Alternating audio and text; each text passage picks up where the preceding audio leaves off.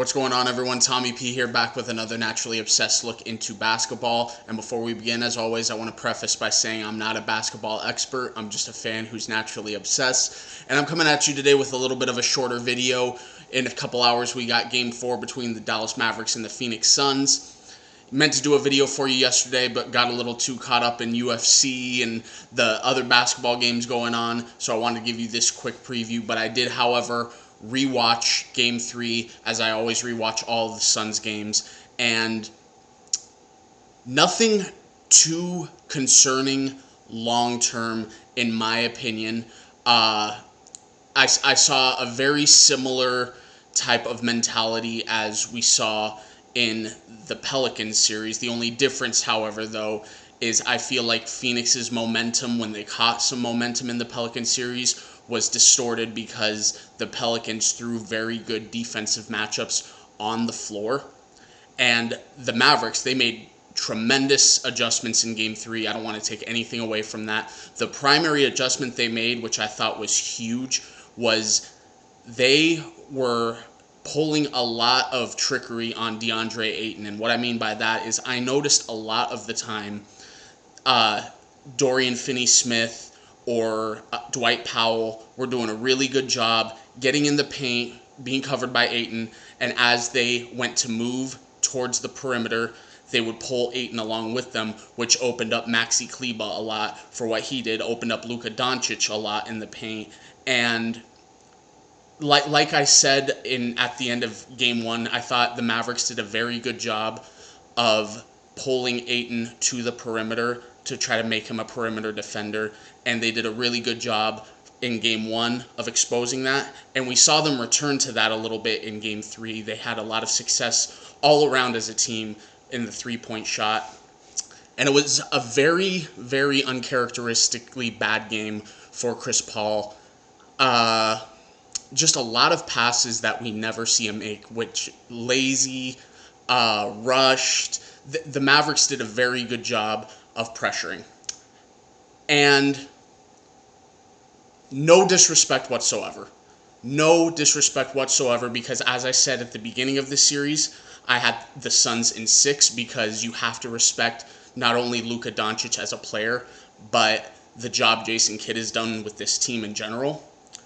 But even after Game 3, I still have the Suns in 5. So yes, I have the Suns winning Game 4 today. I don't think the D that gave the Suns problems necessarily was defense. It was the other big D. Desperation. The Mavericks played like a desperate team.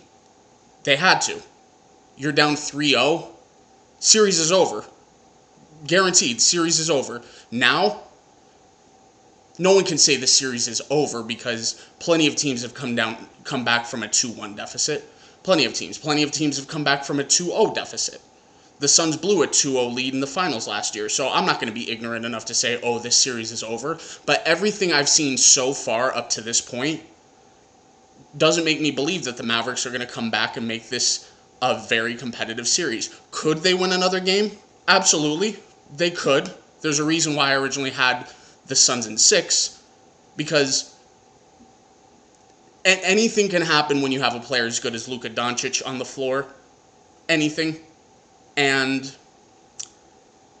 I can see where potentially the Mavericks pull another game like they did in Game 3. It's just, however, the Suns all year long have shown an ability, once they take a loss the way they did in Game 3, of coming back. Very rarely this season did they suffer back-to-back losses. I want to say they lost back-to-back games a total of 4 times all year long. That's it. Very rarely did they follow a loss with another loss. So you have that. And with that being said, one of the things I said coming into this series that I thought was a very favorable matchup for DeAndre Ayton was because of the size advantage.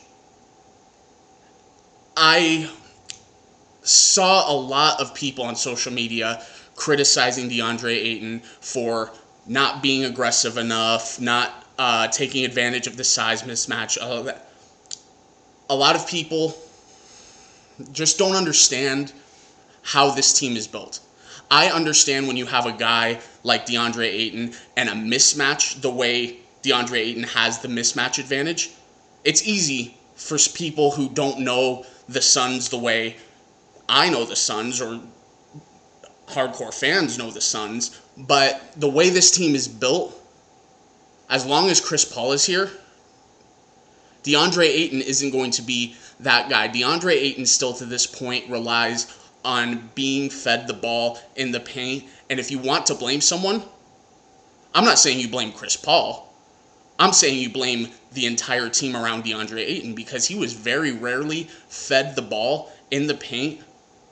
And when he was fed it while he was being double teamed in the paint. So he had to throw a pass on the perimeter. It's a lot of things went into that Game 3 loss, but DeAndre Ayton was not to blame. I have a very good feeling that in Game 4, he's going to be back to the DeAndre Ayton we've seen all postseason, which is phenomenal. He's had an absolutely phenomenal postseason. Game 3 was the first bad game that, I don't even want to say bad game, because it wasn't a bad game. For how much he had the ball, the volume he was asked to carry, he did fine. It's just he didn't have enough opportunity. The Mavericks also did a very good job double teaming Devin Booker. Very good job double teaming Chris Paul. Jay Crowder was probably the best player for the Suns. I just don't anticipate that continuing. I really don't. I truly do believe, you had, in Game 2, the Mavericks were absolutely embarrassed. They came out, punched Phoenix in the mouth in Game 3. And I truly do, this is very cliche, but I truly do believe that the better team in this series, which is hands down Phoenix, is going to come out in Game 4 with a little smile like, okay, that's cute. Punch him right back. And in Game 5, go for the knockout. So I will be back tomorrow with another video to recap Game 4.